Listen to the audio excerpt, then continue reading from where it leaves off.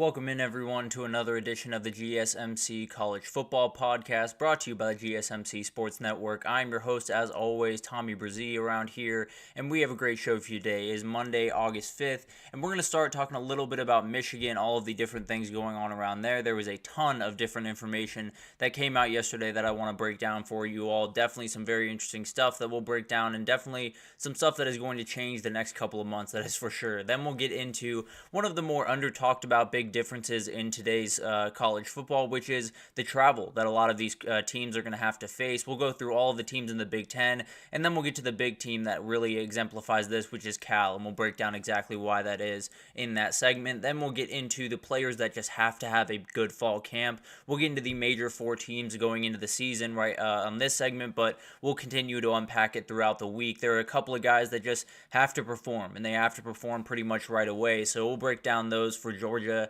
Texas, Oregon, and Ohio State. Then we're going to do a little bit of a fall camp update, bounce around to a ton of different camps because there is a ton of updates pretty much every day. We'll probably do this pretty much every day from this point forward as we get closer and closer to the season because there is a ton to break down. Before we finish it out with a recruiting update, a ton happened this weekend. Auburn and Oregon got huge commitments, so we'll break it down for you all today. But before we jump in, I do want to remind you all we get tons of questions and comments throughout the show, and the best way for you all to get your question on the screen, we can have a fun back and forth here, is to use the tip and donation link at the bottom of the screen, GSMCpodcast.net. It's a huge help not only to us here at the network, but to you all. You get to kind of have a fun, interactive experience here, and I think that's always good for the both of us. Again, that is GSMCpodcast.net. But let's jump right in with this Sherrone Moore news. There is a ton going on over at Michigan, and the NCAA has kind of started to roll out some different NOAs, notice of allegations, to Michigan, and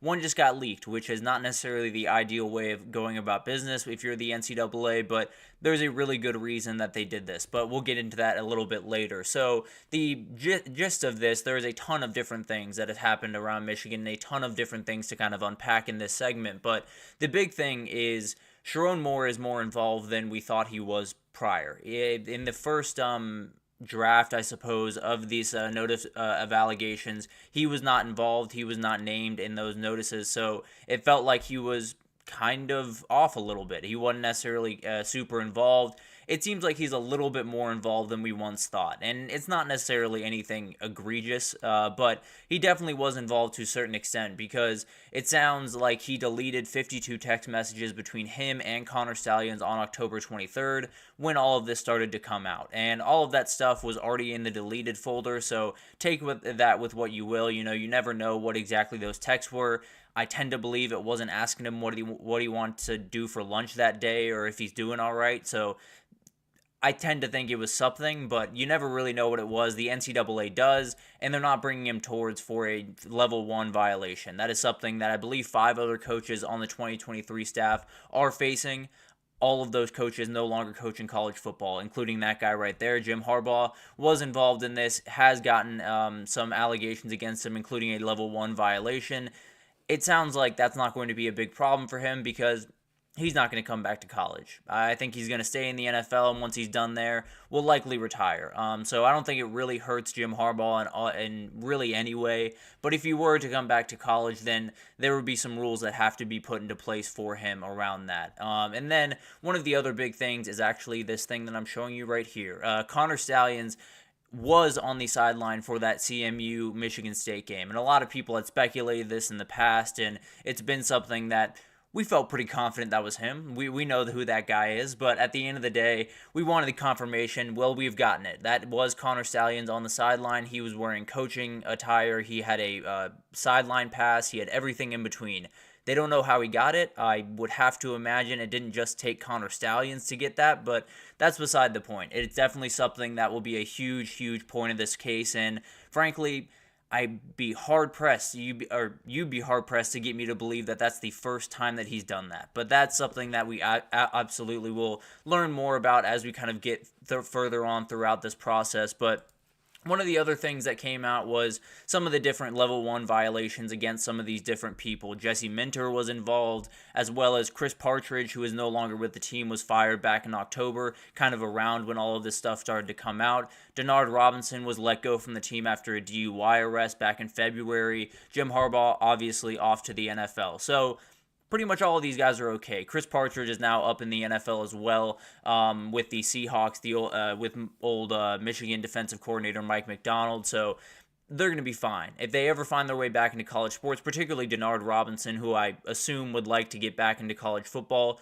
he'll likely have to face some type of show cause, some type of thing going when he comes back into the sport. So that'll be something that's very interesting to watch. But overall, a lot of the guys that are, named in this case outside of Sherrone Moore are no longer with that program, or no longer even in college football. So it's kind of hard to get an idea of how aggressively this will affect them, at least in the short term. It really won't affect them too much at all. And then another big thing here was just kind of the details around how big of a deal, or how big of an operation was this, how many people were involved, how many people, knew about it and did nothing. That's kind of still in a gray area. We're not exactly sure how many people knew. We do know that at least 13 former Michigan opponents were scouted on 58 different occasions from 21 to 23. So we know that it happened up until last year. And we know that at some point during last year, they were off scouting other programs. It sounds like it was a ton of interns, and Connor Stalions kind of leading a group of interns to do this. And from the interns' point of view, it didn't look like they were breaking any rules. And I kind of understand where they're coming from. If you're an intern, you're not necessarily the most in tune with all of the rules in the NCAA. You looking at someone else's signs and trying to discern what is happening on that play doesn't feel that intense, right? It doesn't feel like you're breaking any rules. It just feels like you're scouting at the end of the day.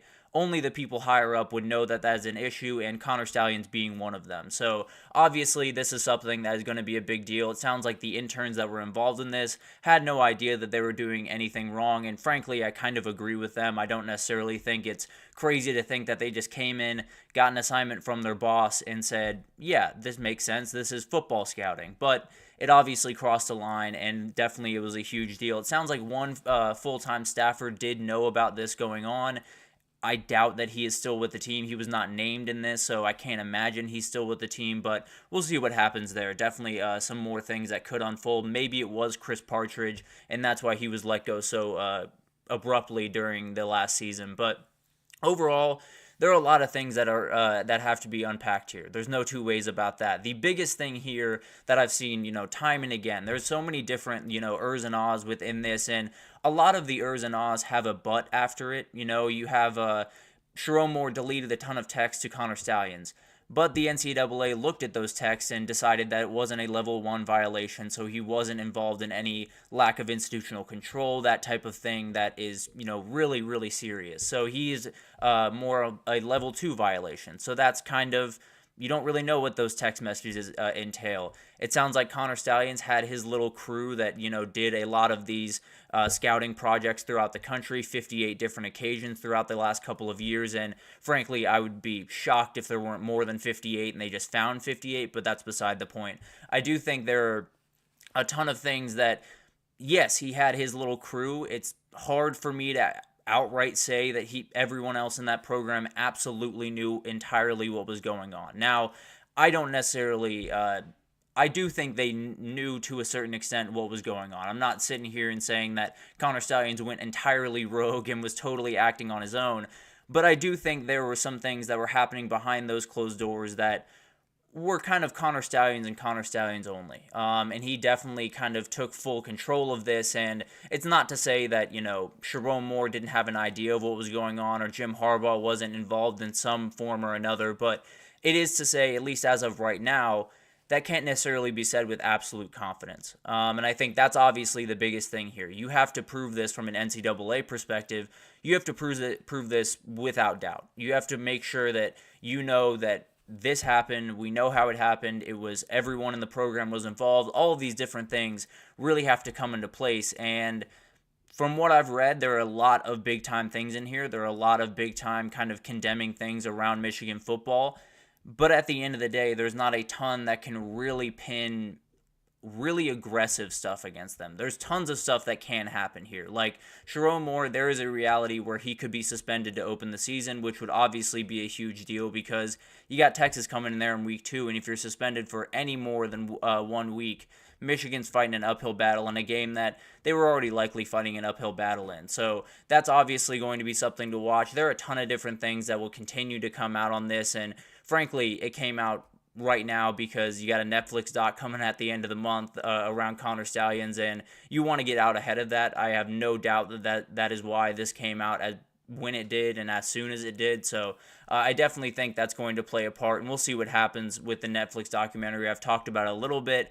Don't necessarily have a ton of faith that the full story is going to be told, but I feel pretty confident in who the villain's going to be at this point, and I think it's going to be the NCAA, and I think Connor Stallions is going to have plenty to say. I'll just put it that way. But overall, I think when you look at this thing, there's so many different tidbits in this that are really, really interesting and kind of, really condemning and to a certain extent around Michigan football. When you have your head coach deleting 52 text messages to a staffer that's in the middle of this, doesn't necessarily look that good. When you have, a little group, a little action force in your football program that is going out on 58 different occasions to go scout other teams, that's really tough, and definitely something that they're going to have to act on. You have a ton of other coaches that are involved in level 1 violations. You have Connor Stallions, we know, was on the sideline for the CMU game. There's tons of stuff here, and you can definitely, there will absolutely be some type of punishment that comes down the road, whether it's a suspension for Sherrone Moore, whether it's a big-time fine for the university, a postseason ban, whatever that looks like. There's something coming down the chute, but to me, a lot of this feels like the NCAA being none too happy with Michigan in a lot of ways, not loving the way that Michigan went about this, and it sounds like they were rather defiant against the NCAA, and frankly, I'd say they're wrong to do that. I would argue that they're right to do that because the NCAA in past years has not necessarily fared too well when a team has fought against them, and I would do the exact same thing, but it is one of those things that you got a lot of new information around the Sherrone Moore case, and absolutely will be something that will continue to unpack throughout the month, especially after that documentary comes out. It will take a little bit for this to develop. I believe they have 90 days to respond to this, so still a little bit of months down the road before we get a full conclusion to this thing, but definitely some real allegations here, and definitely some stuff that is going to be a big deal and possibly could lead to Michigan getting a postseason ban or getting some more aggressive violations down the road. So it'll be very interesting to watch that. But overall, I wouldn't necessarily hold your breath over the next week that we're going to get a big-time Michigan, landslide. I think it's going to take a while, but maybe it'll come in time. But let's take our first break here, and when we come back, we're going to talk about one of the biggest unknowns in college football this year, which is the travel that some teams will have to face, specifically the teams out on the West Coast. So we'll break down those teams right after this, so stick with us. I feel like I'm losing my mind. Is everybody in the world blind? Please, Lord, give me a sign, a sign. I feel like I'm losing my mind. Is everybody in the world blind? Please, Lord, give me a sign, a sign. I wanna be the greatest. Everybody on the fake shit. I look around and feel like everybody is the fakest. I make this every day and I'm impatient, hoping one day I blow up from the basement. Statement, the top is so vacant. I don't hear shit that I think is amazing. Waiting for my day when I'm playing sold out shows where 1,000 faces. Hey, give me that crown, get in my way and to be put down. It ain't your place, all this my town. If I want that shit, then I'll get it right now. I'm losing it, the noose it fits. I'm losing shit, a stupid myth. You choose to live or choose to dip. You choose to fight or lose your grip and lose a gift. I feel like I'm losing my mind. Is everybody in the world blind? Please, Lord, give me a sign, a sign. I feel like I'm losing my mind. Is everybody in the world blind? Alrighty, welcome back everyone. We just talked about some of the different things happening around that Michigan case. Definitely some real news that came out yesterday and some more news that could hurt Michigan in the long run. But as of right now, it feels like it's a lot of the NCAA just not being too happy about them not complying with this case the way that they like. So it'll definitely be an interesting thing to kind of unpack over the next little bit, and there are going to be some punishments coming for Michigan, maybe in a couple of months here, but definitely something that will be at least substantial enough to talk about. No two ways about that. But let's get into one of the big time factors that might be a little bit under talked about. There's been some people that have talked about it in passing, but travel is kind of a new thing in this sport. Obviously, you have people traveling every single week for games. That's not the new part of this by any means, but you have a lot of teams traveling across time zones. You have a lot of teams traveling from the Pacific to the Eastern time zone to play a game, and they're going to be traveling on a Thursday, and they got to lace them up at noon on a Saturday. So there's a lot of factors that go into that, and so many different things that can kind of get in your way when you get into this. And the teams that I really want to break down here are the teams out in the West that are joining the Big Ten this year, and then one team in the ACC, well, both teams in the ACC really, that are really going to face this most aggressively, Cal and Stanford, and we'll break down how just insane their travel is for this upcoming year. But let's start with a team that everyone's watching very, very closely in the Big Ten, in the Oregon Ducks. They are the team that everyone's pointing to as the big-time players this upcoming year, the team that is fully ready to contend, and there's no two ways about that. When you look at the roster, the coaching staff, the players, everything is in place for this team to win a national title. They do have to play games that they didn't have to play in the past by any means. They have to travel to Michigan. They have to travel to Purdue. They have to travel to Wisconsin. And that, while it's not nearly as bad as some of the other new Big Ten teams have to face, it is going to be a factor. It is going to be something that they're going to have to deal with. And to give you an idea, the gap between UCLA and Oregon, which is the furthest team from Oregon among the teams that were in the Pac-12 before and are now in the Big Ten, that's only 729 miles. And some of these other trips are closer to double that. When you go to Michigan, when you go to Wisconsin and Purdue, those are definitely going to be double that distance, and you're going to be crossing time zone, which is kind of the bigger thing here. I think everyone can handle a long plane flight, especially, compared to 1 hour down to UCLA or a couple hours down to UCLA, 4 hours over to Michigan. Not necessarily the craziest thing in the world by any means, but when you talk about the time zone change, that is going to factor in. And when you talk about Big Ten football, margins are everything. So there's no two ways that this could absolutely cause a problem for Oregon. And I think that Wisconsin game is really interesting. It's a very interesting part of the schedule, but also making that travel is not going to be easy into an environment that is not going to be easy. So there is a reality where Michigan drops one of those games that you're not expecting, and you might just have to point to travel as one of those big time reasons. USC is moving into the Big Ten as well, and they have a little bit further of a trip than some of these guys for some of the other teams, because some of those teams are just a little bit more north. When you have to go to Michigan, Maryland, and especially Minnesota, you got to go really north to get up there. So not necessarily the best thing for them. Obviously, going to Michigan is the toughest test because of the team on the other side, but when you got to go all the way over to Maryland, all the way over to College Park and play a really, really explosive offense against a rather suspect defense, I'll put it that way nicely, but at the end of the day, this thing could get really sketchy really quickly for the Trojans if they're not careful. You're totally changing your sleep schedule. It's a lot of different things that go into this, and a lot of things that a USC player has really not had to deal with. Obviously, traveling to South Bend is definitely a big time flight and one they have to deal with every now and then, but overall, it's going to be an entirely different ball game, and absolutely will play a factor into that game, and especially a team that's going to get up and down, that's going to make you run. It'll be interesting, that's for sure. Washington travels to Penn State, Iowa, and Rutgers. Rutgers is the one. That is a very, very long way away, but they make 2 trips over 2,000 miles this year. That's quite the trip. There's no two ways about that. And they go from the Pacific to the Eastern time zone twice when they go to Penn State and Rutgers.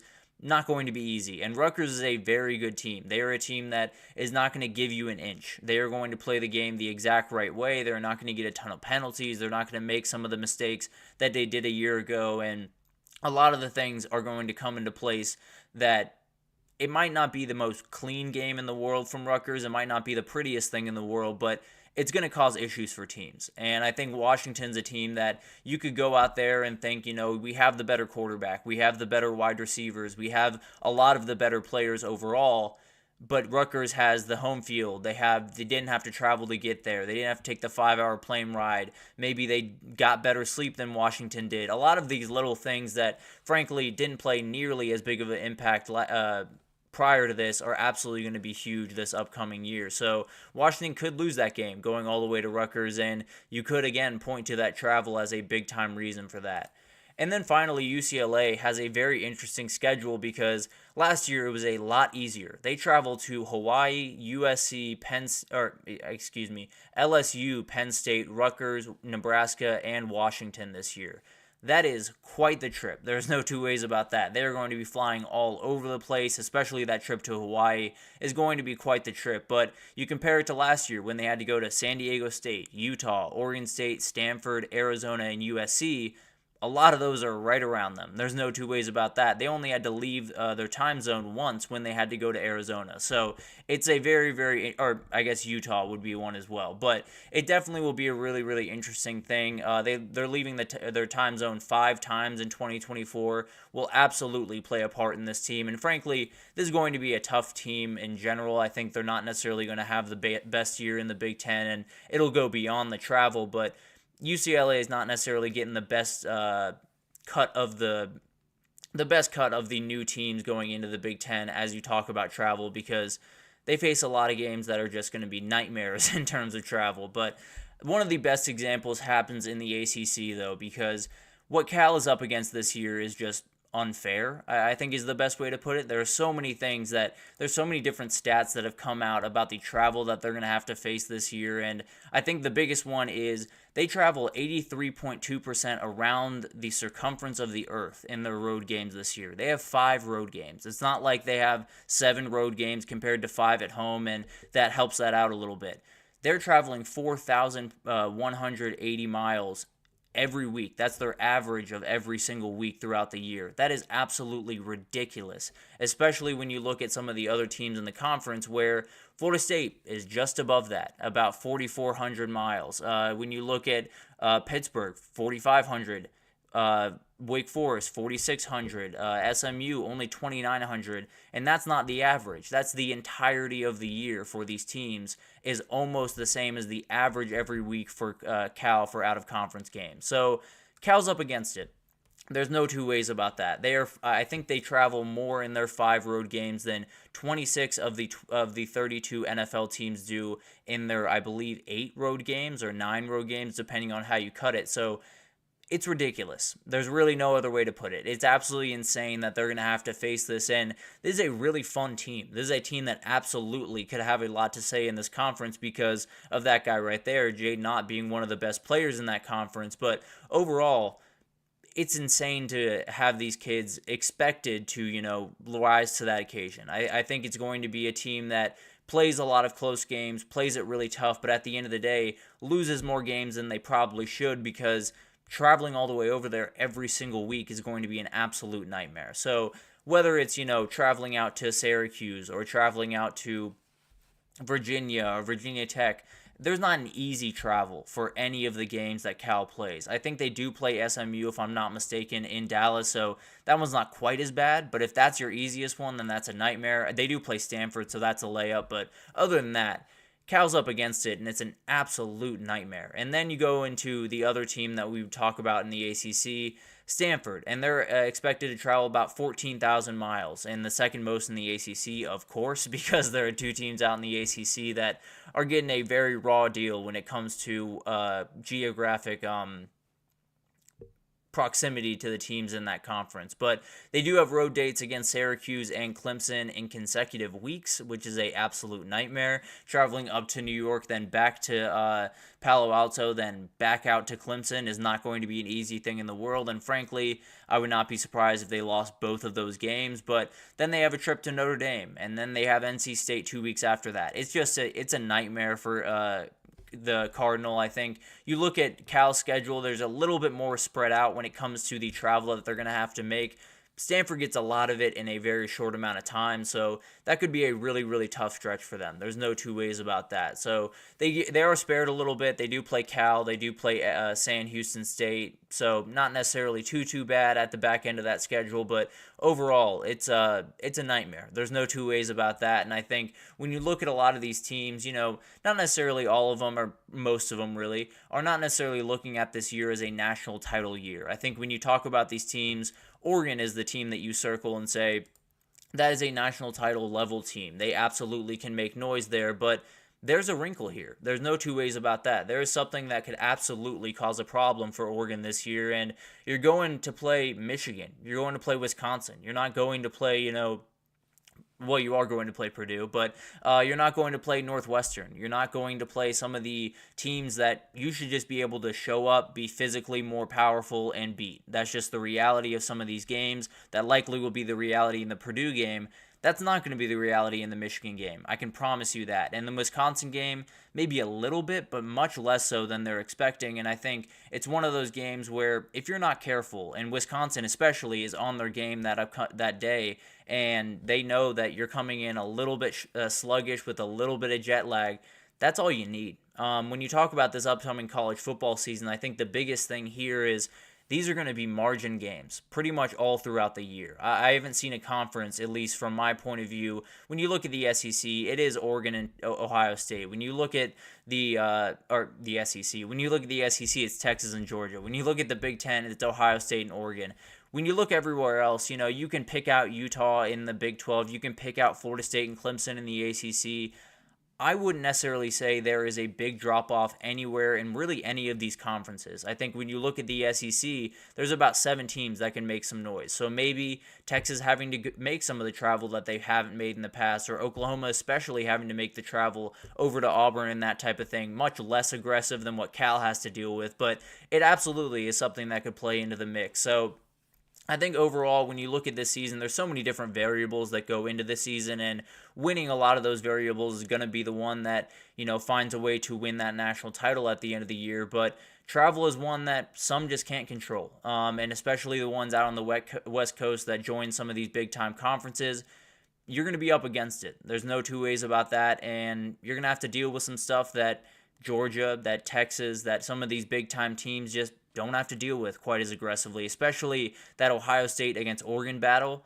Ohio State doesn't have to travel nearly as much as Oregon does, and that could be the difference between who wins that conference and who comes out just a little bit short. So we'll break that down, obviously, throughout the season and see how much that really plays a part. I tend to believe it's going to be a huge factor, but maybe these teams don't care at all, and they just get off the plane totally refreshed and dominate a team. But we'll break that down throughout the season. But let's take our second break here, and when we come back, we're going to break down some of the big-time players in fall camp. When you look across all of the contenders this year, there are a couple of players that need to make the most out of fall camp, and if they don't, you got some real problems going into the year. So we'll break that down for the major 4 teams, Texas, Georgia, Oregon, and Ohio State, right after this. So stick with us. Looking for your daily fix of sports talk without having to pay for it? GSMC Sports Network is available on YouTube. Just search GSMC Sports Network. Get your fix of daily sports talk shows on YouTube, absolutely free. NFL, college football, NBA, MLB, MMA, UFC, fantasy football, and so much more. GSMC Sports Network has shows running all day long, with new sports shows starting every 2 hours. Just like on your favorite cable sports channel, except GSMC Sports Network is absolutely free. Just search GSMC Sports Network on YouTube to catch one of your new favorite shows, like the GSMC College Football Podcast, Chip Shot Football Podcast, Hoops and Heels Women's Sports Podcast, GSMC Basketball Podcast, and so many more. Check it out for yourself. GSMC Sports Network, now available on YouTube absolutely free. Search GSMC Sports Network on YouTube right now. Alrighty, welcome back everyone. We just talked about some of the different things going into this season and how travel is one of the big time things that is kind of being introduced for a number of different teams that is going to be really more aggressive than it ever has been and definitely will play a big time part in this upcoming season. But let's get into the players that just have to make the most of their fall camp. There are so many players across the country for so many contenders that you need to hit. You need to have big-time camps going into a big-time fall, and we'll break down those players. We'll get into Texas, Georgia, Oregon, and Ohio State today. We'll get into plenty more throughout the week. I can promise you that, because there are a ton of players to break down. There's no two ways about that. But let's get into this real quick. And I want to start over. I want to start over in Texas. And I'm going to start with Alfred Collins. Frankly, I think this might be the most important player on the defensive side of the ball for Texas this upcoming year. I think when you look at this team, they lost T'Vondre Sweat. They lost Byron Murphy. They are not getting those two guys back. I can promise you, Vernon Broughton and Alfred Collins, I think, are both really good players. And frankly, I think are going to be a more than fine duo for them in the middle. But they are not those two people. They are not T'Vondre Sweat. They are not Byron Murphy. And they're going to have to figure out a way to kind of the way that Josh Pate put it, I believe yesterday, was a Moneyball quote. You got to recreate them in the aggregate. You can't necessarily do it all at once. You're not going to have two players that just plug in and become T'Vondre Sweat and become Byron Murphy. But you can figure it out with a number of different players. So Alfred Collins is just a piece of this. You really have to have the entire defensive tackle group come along pretty well throughout this fall camp. But Alfred Collins is the guy that I just think is going to be a really, really good player if everything clicks. His athleticism is absolutely off the charts. More of that Byron Murphy type player that can be a little bit more rangy, a little bit more athletic, more of a pass rusher, absolutely, from that defensive tackle position. So I do think he's one of those guys that just holds a lot of power for this team. When you look at the defensive tackle position, you don't just need Vernon Broughton, who has had a number of really good reviews throughout the first couple of days in fall camp, and I expect to be a big-time player for them this year. I think Collins is the one that really opens a ton of different doors. He's the one that totally makes this defense pretty much what they were a year ago. They're not going to be a top 3 run defense, I can almost promise you that, but absolutely can be much better than people expect them to be, and I think Alfred Collins would play a huge part in that. And then when you look at the back end of this defense, Javion Cole is someone that I'm watching very, very closely. He came over from San Jose State, as you can see, had 7 picks while he was there, and is definitely someone that they're going to have big time snaps from throughout the season. And a lot of this stuff is going to be very interesting because the way Texas is lining up on the back end is changing pretty consistently. There's no real rhyme or reason, at least as of right this second, for how they're going about business on the back end, and we don't exactly know who's going to be a starter, who's not, but I can promise you Javion Cole is going to play a ton, and he's absolutely someone that's going to have to come in for someone like Manny Muhammad or someone like Jahdae Barron at that corner position and play really, really good minutes. And I think the biggest thing for this Texas back end is last year there was a lot of things that just had to fit. There was a lot of things that had to go their way, whether it was the safeties having to come together where it was a relatively young group a year ago, or someone like Manny Muhammad who was a freshman. He had to hit last year. There was no two ways about that for them to have a good pass defense, and he did hit. He was a very good player, but their pass defense definitely struggled because of some of the other problems around. If you can have a guy like Javion Cole come around and be a really, really solid option, whether it's rotational or possibly finding his way into a starting spot, everything else becomes easier. You can move Jahdae Barron all around the field because he's one of those type of players that you can move all around the field. You can give Manny Muhammad a couple more snaps off, or at least give Manny Muhammad a little bit less of that aggressive, wide receiver one every single down of the game. So I think Javion Cole is one of those guys that just opens a lot of doors. I've talked about this before on here, but a lot of the position groups around the country aren't necessarily bad by any means. They usually just need that one person to step up to make everyone else kind of fit into their spots. I think Javion Cole could be one of those guys that if he steps up into that second in that backup spot at one of those corner positions and can play really consistent, good football, the entire rest of this back end is really going to benefit a ton from that. Moving on to Georgia, they want that elite defense. There's no two ways about that, and it starts with a guy like Christian Miller to me. When you look at this defensive line, I love Nazir Stackhouse. I really like Warren Brinson. I think they're both really good players. You need more than that, and you need guys that are going to be outright difference makers, and frankly, we saw what Nazir Stackhouse was a year ago. We saw what Warren Brinson was, and I would be surprised if they made enough of a step forward to be those game wreckers that Georgia has had on the defensive front in the past. Christian Miller is a guy that I think could be that.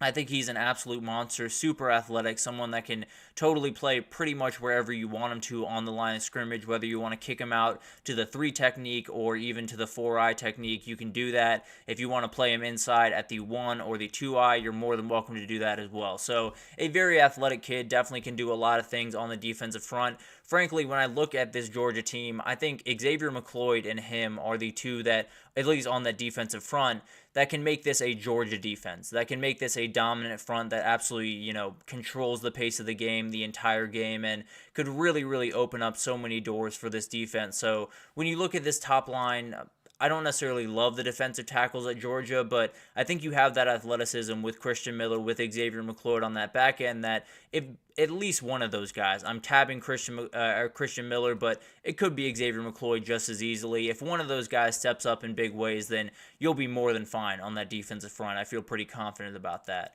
And then Johnny Aguero is someone I'm watching very, very closely. He has a ton on his shoulders coming in at that nickel position because the guy that just walked out the door was one of the better at that position that I have ever seen. Javon Bullard was an absolute monster for Georgia. He was everywhere that he needed to be. He was a really hard hitter, could play tight ends in coverage, could play running backs in coverage, did everything that you want a nickel to do, and was a great communicator on top of that. So everything that you needed from him, he did. Johnny Aguero is now stepping in, and you got to be that guy. You're going to have to be an elite communicator. You're going to have to be diverse in the way that you can get around coverages and play the run and do a ton of different things on that side of the ball. But overall, I think when you look at this UGA back end, there are some questions. There are some questions more in the depth than anything else. I like the front line that they have, but they are going to play some young guys with KJ Bolden, with Ellis Robinson III, a ton of guys that are going to have to make some big-time plays. But I think Johnny Aguero, if he can hold down that nickel position, if you don't have to worry about that nickel and you feel confident that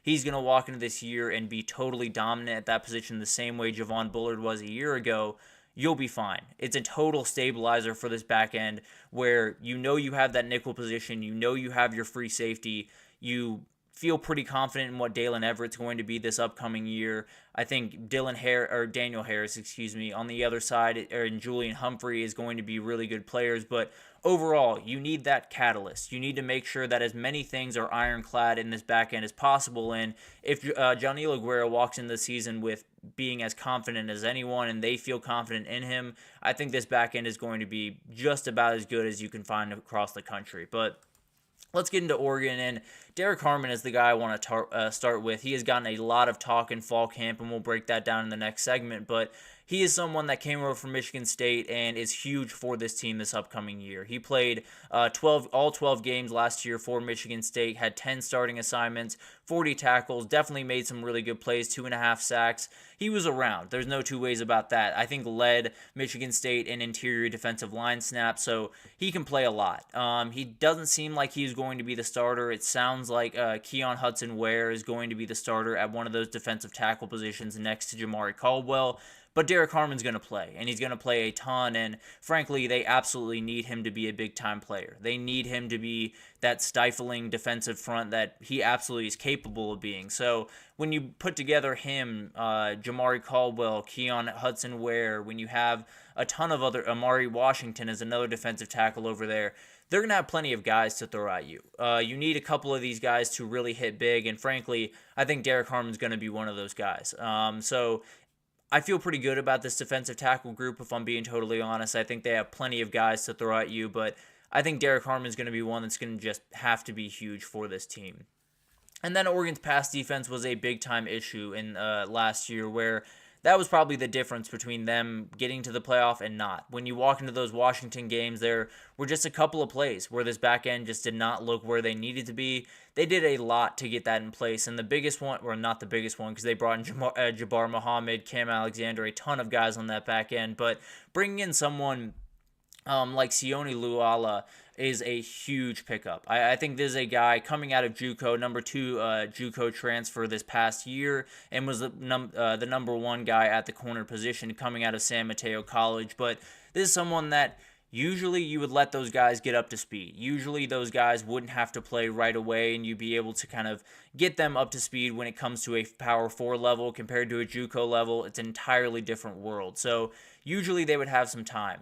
That's not necessarily the case this time around. You do have Jabbar Muhammad and Cam Alexander holding down those 2 spots for the time being, but you're going to need depth. You're going to need Dante Manning. You're going to need Luala. You're going to need some of these guys to really play big-time snaps against some of the Ohio States of the world. And if you can't hold up against them, you're going to have a problem holding up against Texas and holding up against Georgia and holding up against all of the teams that you want to beat and are going to have to beat to win a national title. So someone like Sione Luala, I think, is someone that absolutely is going to be huge for this team, is absolutely going to play big time snaps. And frankly, if you don't want to go over to a ton of freshmen playing on your back end, he's going to be someone that's going to have to be huge for them. So overall, I think they have a ton of guys on that front line that I feel really confident in that back end. The depth I don't necessarily love on that back end. So someone like Sione Luala absolutely is someone that could step into that role. And then you get into Ohio State, one of the teams that everyone's watching very, very closely, and they're watching it for very one reason. It's Will Howard. Everyone wants to know, what is Will Howard going to do in fall camp, and is he going to separate the way that he didn't in spring camp? Because frankly, if I'm being honest, I thought he would have taken it by now. I thought he would have taken full control of this offense. Now, learning a new offense with the OC change that happened a little bit later on in the process than you would have liked obviously plays a part in this, but it definitely adds a little bit of worry to me. We'll get into him in the next segment here, but he has to take full control. It doesn't have to be perfect football. It doesn't have to be, A+ football start to finish, but he has to know where everyone's going to be. He has to know all of the different reads he has to go through. He has to know, how these guys like to come out of their routes and how Carnell Tate likes to run over the middle, or how Emeka Egbuka likes to run his comeback routes, how Jeremiah Smith runs the fade and where to put that ball. All of these little things are going to be the difference between Ohio State reaching their goal and not this year. So I do think it's going to be very interesting, but it doesn't necessarily need to be perfect. But I need to go into this season as an Ohio State fan, hypothetically. I need to go into this season saying, if I'm down 7 and with 4 minutes left in Eugene, Oregon, can he orchestrate an offense with him being the main point? Not the wide receivers on the outside, not this incredible running group that you have, with Will Howard at the helm, with Will Howard making all of the plays that need to be made. Is he the guy that is going to be able to do that? So I think walking out of fall camp, you'll know a lot about Will Howard. We won't know everything until the season starts, but absolutely will be a huge fall camp for him just to take control of this position and say that it is his and he will not be dominated by any means this upcoming year. And it's still a big time question as of right now. The other guy I want to touch on is Josh Simmons. He kind of goes with Will Howard because his success is Will Howard's success in a lot of ways. You absolutely have to have this guy be a big-time player for you at that left tackle position, and he was a good player a year ago. There's no two ways about that. He absolutely made some good plays throughout the year, but he wasn't where you needed to be. And he absolutely can develop into a first-round talent type of guy, but it's got to start with a really good fall camp. I do think he's someone that holds a lot in this offense. If they're going to be dominant, then Josh Simmons absolutely has to be dominant. So it'll be fun to watch that kind of develop throughout fall camp. But let's get into fall camp. Let's get into all of the updates that we need to know about fall camp. Right after this break, we'll break down everything you need to know about a ton of different teams around the country because there's so much stuff coming out. But we'll break it down right after this, so stick with us.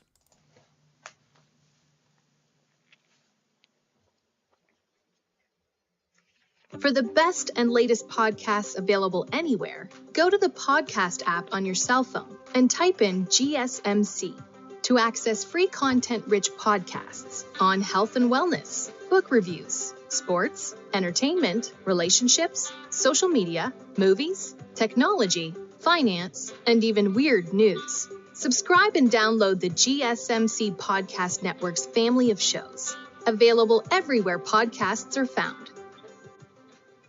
Alrighty, welcome back everyone. We just talked about some of the players that need to take full advantage of fall camp and definitely leave a big time impression going into the year because their teams are going to need them in fall and definitely will be a huge topic of conversation as we go into fall. But let's get into some fall camp intel. There is so much stuff happening all around the country. Fall camp is fully underway. Some people are starting to put pads on. Some really cool things happening around the country as we get much, much closer to this thing kicking off. But let's get into this and let's start over in Boulder, Colorado, where there was a lot of news that came out over the last little bit. Let's just put it that way. But on Friday, they got underway for their fall camp workouts, and a lot of different things kind of came out from that. Obviously, when you're talking about Colorado, there's going to be plenty of things that come out. Obviously, there were a number of people that didn't love the Instagram handle on the back of the jersey. I don't love it either, but that's beside the point. There was a huge story that came out yesterday around around some of the players that have left Colorado, and it wasn't necessarily glowing. Let's just leave it at that. I will touch on it tomorrow, but absolutely is a huge story and something that could not be great for Dion. Let's just leave it at that for right now. But one of the big things coming out of fall camp for them is the fact that it sounds like Dion is, you are not touching Travis Hunter. You are not touching any of the wide receivers. You are not touching any of the quarterbacks throughout this fall camp, even when they are fully padded. And I totally understand that. These are two of the guys that, if you are going to be successful this year as Colorado, they have to be on the field. There's no two ways about that. There is no argument against that. So I fully understand those two guys being away from contact.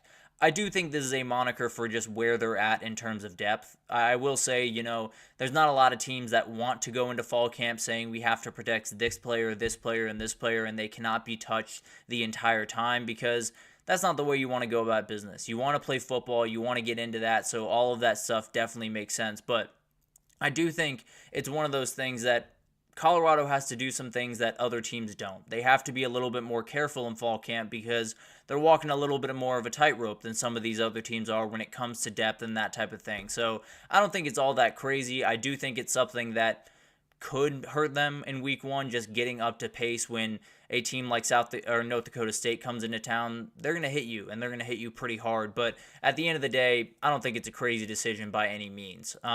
Moving on to Ohio State, Carnell Tate continues to be the story coming out of Columbus, Ohio, and I think that's a really, really good sign for this wide receiver group because Emeka Egbuka is going to be good. I'm not really worried about him. I think he's going to be, at the very least, a good player for them.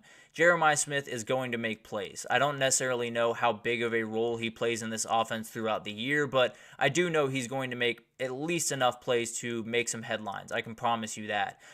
So having someone like Carnell Tate step up the way that he has, and Brandon Inniss also is getting really, really good reviews. Those are the guys that you likely want to get good reviews, because then you go 4 deep at the very least, and then you got Kojo Antwi and a ton of other guys that absolutely can make some noise. So I think it's a really good sign for this group just being totally unguardable overall, is Carnell Tate making a big-time stride. And then you had Will Howard. Will Howard made a big-time play in fall camp, I believe on Saturday. He took a quarterback keeper 85 yards to the house, which is an absolutely huge thing. And frankly, it's one of the bigger reasons why I think he's going to win this job, almost regardless of how his fall camp goes. Not regardless, but in certain terms, he has a more slack than some of these other quarterbacks do, because the guy can get out and run. He can make some things happen with his legs, and especially in the offense like Chip Kelly's, you want that. So I don't think it's crazy to think that he maybe doesn't have the cleanest fall camp in the world, but is still able to go into the season as the starter and be able to kind of build into it. Now, I don't think that's the best thing for Ohio State, but absolutely could be something that happens. Overall, Ohio State's first padded practice, it sounds like it's either coming up here pretty soon or already happened, and the defense was very, very excited and has been as dominant as we all expected. So that's just kind of business as usual at this point. But let's move over to Penn State, and let's talk about Max Granville. He's a freshman defensive end that is really getting rave reviews coming out of Penn State camp with all the staff, and a lot of the different beat reporters around there are just speaking very glowingly about this kid. And it might be someone that they need when you lose edge rushers like Adisa Isaac and like Chop Robinson. Even with someone like Abdul Carter moving to that position, you're going to need other guys. So it's very possible that this is a contributor this year for Penn State, and they could need him to be a contributor pretty early on. They also had Kavion Keys and defensive end Jameel Lyons, were placed on interim suspension. Not really sure what the story is around there, but definitely could be a huge thing. These are depth pieces for this Nittany Lions defense that is going to need depth one way or the other. They're going to need guys at every single position that can play big-time snaps. So it'll be a really interesting thing to watch. If they go into the year without those guys, it definitely becomes a little bit more of a tightrope walk on that defensive side of the ball. And then you move over to Oregon. It's all about the wide receivers and the DBs out in Eugene right now. They are speaking just ridiculously glowingly about this wide receiver group. They love Tez Johnson and Evan Stewart. Obviously, those are two of the best guys in the country. But then Jerrion Dickey is getting a ton of love. Greg Bryant Jr., who had some injury troubles last year but is a very talented player, is still there. You also have Trayshawn Holden. It's ridiculous the amount of wide receivers that Oregon has at their disposal. So it sounds like they feel very confident in that, and it's really showing early. On the other side of that, the back end is coming along. It sounds like it's not necessarily fully there yet. They feel very confident in the talent level that they have on that back end, and I would as well if you're looking at that talent level. But overall, it sounds like it just hasn't quite come together that the way, at least right now, it's very early on in camp. Definitely will make big time strides before the season starts, but something to watch. You know, you want to make that big time stride, and frankly, I think that might be the biggest difference between 2023 and 2024 is how much of a big time stride can you make on the back end of that defense. So it'll be definitely something to watch. If they get torched the entire time, obviously these are very good wide receivers they're going up against, but Ohio State's coming with roughly the same exact group when it comes to the talent level at that wide receiver position. So they're going to have to come together one way or the other. Whether it's in fall camp or throughout the season, I don't know, but that back end's going to have to come together if they want to win a national title. And then a ton of talk about Derek Harmon, just being a super athletic kid, someone that they absolutely love having on campus, and I think he's going to be a big-time player for them. We talked about him in the last segment. He has to be. It sounds like he's doing just that, at least to start fall camp. Now let's get into Clemson, and there are a ton of things coming out of Clemson. The biggest thing to me is it sounds like the intensity of these practices is just a little bit higher. It sounds like they know what they're up against this year. They know that they're kind of backed into a corner a little bit. They have to be ready to roll this upcoming year, and if they're not, then there are going to be a lot of people on the other side of it that are ready to make fun of them. There's no two ways about that. But one of the biggest things is Matt Luke came back from retirement. He was the UGA O-line coach, retired, and then came back to the sport as the O-line coach at Clemson. It sounds like he's doing a ton of really good work at that position. Now, they have a lot of good players, Blake Miller being the main among them at right tackle, I believe, maybe left tackle. That would be right tackle if I'm looking at it correctly. So at that right tackle position, they have a lot of really good players on that offensive line, 4 returning starters, but it sounds like Matt Luke has brought a level of intensity that just hasn't quite been there over the last couple of years, and they definitely do need around this time of year. And then Peyton Page, a veteran defensive lineman, was talking about just kind of the energy in these practices and how everyone is holding everyone very much accountable. It sounds like the defensive linemen, or maybe it was the edges that I read, had trotted onto the field and were taking their time getting ready for a drill, and the defensive line coach sprinted out there and made sure that they got ready quickly and got to work. So it sounds like there is a little bit of aggression, a little bit of intensity around Clemson this year, and they know that this year's huge for them. They have to deliver this upcoming year, or on the other side of it could be a very tough time with teams like Miami and Florida State and NC State and Virginia Tech, all of these teams rising. You're a team that could stumble this year and never be able to find your way back. So there's a lot of different things happening at Clemson, but it feels like a lot of positive things, at least early on in fall camp. So definitely a good news for all the Tiger fans out there. But let's get into Miami, and JoJo Trader is making a ton of noise. Josiah Trader was a very talented 4-star wide receiver coming out of, I believe, the 2023 class, if I'm not mistaken. A very talented kid, and when I look at this wide receiver room for Miami, it's one of the best in the country when you talk about the top line. Sam Brown, also someone that has gotten incredibly good reviews early on in camp, so they did really well when it comes to the wide receiver position in general. But I do think when you talk about this wide receiver group, they're going to need a couple more guys. And I think JoJo Trader is absolutely someone that might just find his way into a starting position right next to Xavier Restrepo, maybe Jacoby George, maybe Sam Brown. There's so many options out there. So they definitely have a kind of embarrassment of riches right now over in Miami. And another one was just added to the pile with JoJo Trader making a ton of big-time plays early on. So that'll be something to watch. And then Myshel Powell was talking about kind of the fit that he has at Miami. Says he feels really confident where he is right now. Said that the intensity at those practices are at a different level than they ever have been, at least than they have been in his college career, which was over at Washington before. But he also talked about Zaquan Patterson, which is a very talented freshman safety that they have really, really high hopes for. And Michelle Powell feels very confident in him. He said he could leave as one of the great Miami safeties that we've ever seen. And if that were the case, they would feel very confident about this team going into this year, and especially that back end that was a big-time question coming into this year. Maybe Zyquan Patterson can make that just a little bit easier. And then Florida got some not-so-great news, and it could be really bad news if it, continues on here for a little bit. Montrell Johnson, the star running back, went down with an injury and is reportedly week to week. We don't know exactly what the injury is or how severe it is as of right now, but if that guy's not in the game for Miami, it's going to be a problem. I can promise you that. There is no two ways that there are a ton of teams that don't want injuries across the board. There are a couple of teams around the country that can't have injuries. Florida's one of them. They absolutely have to have guys like Montrell Johnson on the field, guys like Eugene Wilson on the field. But on the other side of things, obviously a terrible news for them, and definitely something that we'll be watching very closely. If he's on the field for Miami, he'll be a factor. If he, is not on the field, then I like the pieces that they have behind him. I don't necessarily know if they're good enough to win that game against Miami, but that'll obviously be something we'll unpack as the season comes closer.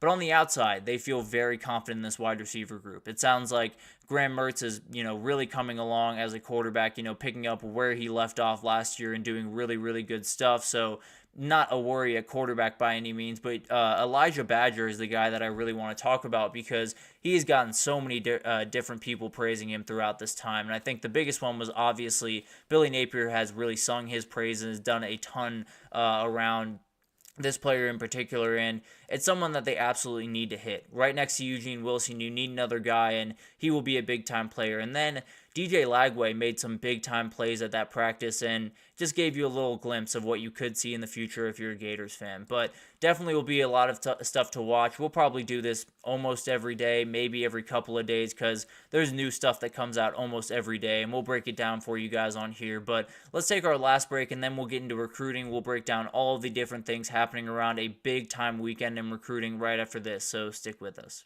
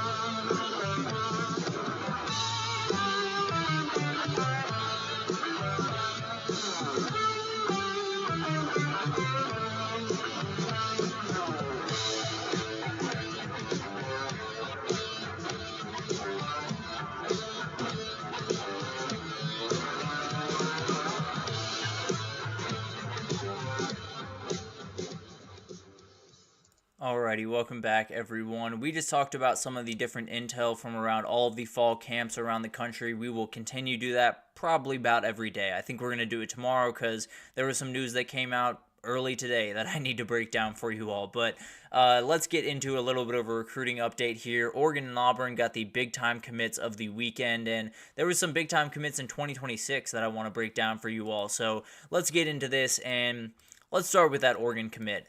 Trey McNutt, the 5-star safety, the number 2 safety in the country, or number 1 depending on where you look. He is a very talented kid, no doubt about it. And it was a big-time recruitment for Oregon. They finally got it under wraps. It was Ohio State early, then it was A&M pushing late, but Oregon was the stabilizer here. They were the team that was in it from start to finish, and they got it done. Now the top 4 safeties in the country are all going to the Big Ten. 2 are heading to Michigan with, I believe, Ivan Stewart and Kainoa Winston, if I'm not mistaken. Ohio State grabbed one in Fahim Deline. And then finally, Oregon gets one in Trey McNutt. So a ton of talented safeties heading on over to the Big Ten. The number 5 guy in the country at that position leads me to my next team. Eric Winters leads me to my next team. And Auburn picks up a massive commitment from Jared Smith, an elite in-state defensive edge rusher, 6'6", 250, exactly where you want him to be if he's coming out of high school right now, an absolute beast of a human. He was kind of a Auburn-South Carolina battle towards the end. Georgia was in it early on, but kind of had tapered over the last couple of weeks, and Auburn's just on a ridiculous run. There's no two ways about that. They are locking down Alabama in a way that I haven't seen in my lifetime, if I'm being totally honest, at least since I've been really following recruiting. That's belonged to Alabama. Auburn's not only out recruiting Alabama in Alabama right now, they're dominating them. I believe they have 6 of the top 10 guys in the state. 2 of the top 10 guys are finding their way up to Columbus, Ohio. One of the guys is finding his way over to Austin, Texas, and one of the guys is going to Tuscaloosa, and that's the number 10 guy in Alabama right now. So Auburn's doing exactly what they need to do. Obviously, with NIL and all the different things at your disposal, locking down your state isn't quite as important as it was, 5-10 years ago, but it's still a really huge deal. So absolutely huge for Auburn in that respect. And moving on here, Demetrius Samuel Jr. is someone I want to talk about. He flipped his commitment from Syracuse to Florida, and not only that, he flipped his class from 2026 to 2025. So he is going to reclassify and likely be on campus in January. This is a big-time one because when you look at who's up there at Syracuse, it is Fran Brown. When you have someone committed to Fran Brown, you can feel very confident. I'll just put it this way. You can feel very confident that that is a very good player. Wherever he's going to play on the field, likely will be a back-end player, either safety or corner for them. But I do think this is one of those where you can trust Fran Brown to get the right guys, to evaluate the right guys and offer the right guys. So if you can steal one from him, you got to feel pretty confident. Even though it says Syracuse to Florida, you don't think too much of it. Think about the head coach that's up there at Syracuse, and it'll make a lot more sense why this is a huge deal for Florida. So Florida continues to do what a lot of people didn't expect them to do, including myself, which is recruit at a very high level right now. Jaden Breaker is someone I want to talk about. He flipped his commitment from South Carolina to LSU this past weekend. He's from Snellville, Georgia, 6'3", 217, just a really, really good size for a linebacker, and had been committed to South Carolina for about a month. So might want to watch this one a little bit. There's a possibility for another flip at some point, but overall, he is LSU's right now, and that's a huge win. LSU continues to prioritize the side of the ball that they very much need to on the defensive side, and it'll be really interesting to watch this develop, but you need that guy in the middle of your defense. Once Harold Perkins leaves, you need that linebacker to step in and play a big role. Maybe it's this guy right here. So definitely a big-time pickup there. Staying in the linebacker world, Jaden Perlette is absolutely someone I want to talk about. He flipped his commitment from Georgia to USC. This was one that, frankly, he was not committed to Georgia for quite some time. Now, he was committed technically, but there were a lot of people around the Bulldog program that said, it's happening. We don't know what team, we don't know when, but it's happening, and the teams flip from time to time, but it landed on USC, a huge pickup for USC. UGA against USC has kind of been a fun recruiting battle, and I'm sure there are a couple other punches that will be thrown over the next little bit, but a huge pickup nonetheless. Absolutely need that guy to be the general of your defense going forward. I thought it was going to be Tackett Curtis as they started to rebuild this defense. He found his way over to Wisconsin. So now you need a new guy, and it's going to take a little bit of time to build out the talent level, but this is a huge addition nonetheless, and absolutely one that they needed. Darian Smith is someone I want to talk about, a really talented defensive lineman that is committed to Tennessee, 6'3", 270 defensive lineman out of Baltimore. He picked Tennessee over Ohio State and Maryland. Elite run for Tennessee on the recruiting trail, especially on that defensive side of the ball. They were putting in work, and everything is going the way that they need it to go. There are so many things at Tennessee that just haven't been the way that they should have been over the last couple of years, talent acquisition being probably the main among them. That's no longer the case. They are beating out Ohio States for these kids. They are beating out Alabama. They are beating out Georgia and Texas. So they're doing the things that they have to do, and they're building a really, really special thing in Knoxville. When it blows up, I don't know, but a lot of things are going right. I can promise you that. And then 4-star wide receiver Kobe Howard. He is committed to Penn State, someone they needed. Frankly, when you look at Penn State, bring in as many wide receivers as you can. If you can get a 4-star wide receiver down from Florida, you feel really good. I can promise you that. This is one that they absolutely needed. A very versatile kid. You can line him up all over the field, and especially in Andy Kotelnicki's offense, there is a lot of wiggle room. And I think having one of these wide receivers out there is absolutely going to help them a ton. They got to keep bringing these guys in. They got to keep adding those wide receivers, those tight ends, everything that is a pass catcher. Go ahead and offer, because you absolutely need as many as you can get your hands on. And this is an absolutely great pickup for Penn State, and one that could set their offense up for real success going forward. And then in 2026, we are a little bit away from this, so I'll, fly through these a little bit quicker. But the number one quarterback in the country and the number one player in the country in 2026 has committed to Tennessee. Faison Brandon is a very, very talented player, 6'4", 202, absolute gunslinger, someone that's an absolute monster all over the field. And Tennessee, beasts in the quarterback recruiting market. When you talk about bringing in two number one quarterbacks over the last 2 cycles with Nico Iamaleava, and if Brandon signs, obviously. And then you have George McIntyre, who I think is going to be really, really good for this team. Jake Merklinger, who might get lost in the shuffle, but is still a very talented player that could play big-time snaps for them. QB recruiting is never really going to be a problem for Josh Heupel, but it's hitting a ceiling that, frankly, I didn't even know it had. So really, really impressive stuff from them.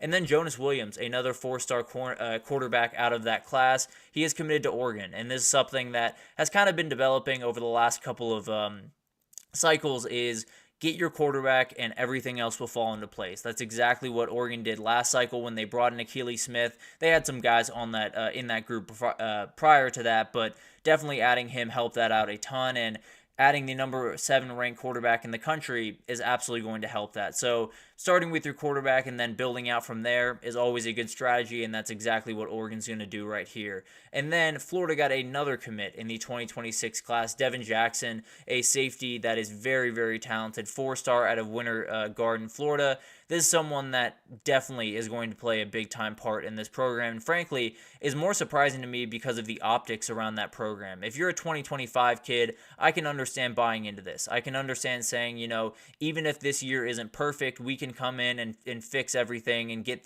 this thing rolling with DJ Lagway at quarterback and all that different stuff.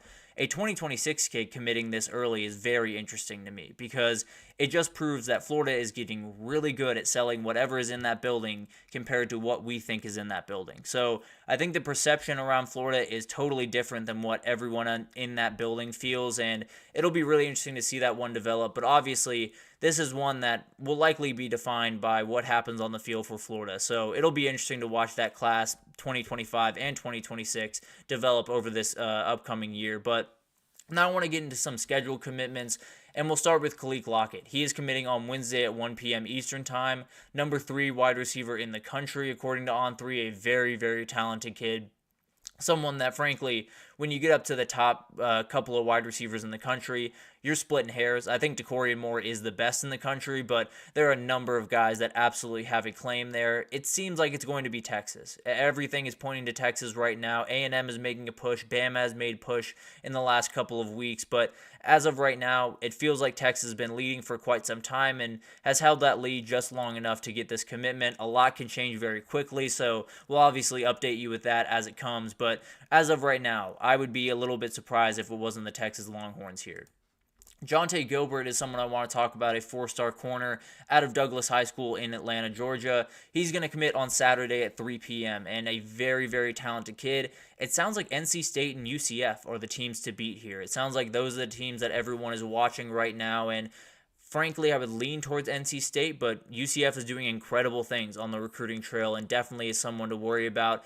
The other team to worry about is Georgia. They're going to have to worry about that in-state school that, if Georgia comes around and, really goes after this kid, I would not be too surprised if he flipped that direction. As of right now, I would lean NC State or UCF, but UGA is sitting right there, and that's probably the worst team that you'd want to be sitting on the outskirts of your recruitment, because in the drop of a hat, they can make some noise and get a commitment from this kid. But the final one I want to talk about stays in the state of Georgia. Josh Petty is a top offensive tackle in this class, a 5-star that is set to commit a week from today, actually, at noon on next Monday, and we'll obviously update you when we get there. But this one's getting really interesting. Georgia Tech is picking up a ton of steam here, and this one is really, really weird because Florida State felt very confident about where they were at for the vast majority of this recruitment. And then Josh Petty went on a recruitment visit to Georgia Tech, I think about 2 or 3 weeks ago, and a lot of things changed. The way that everyone was talking about this recruitment wasn't,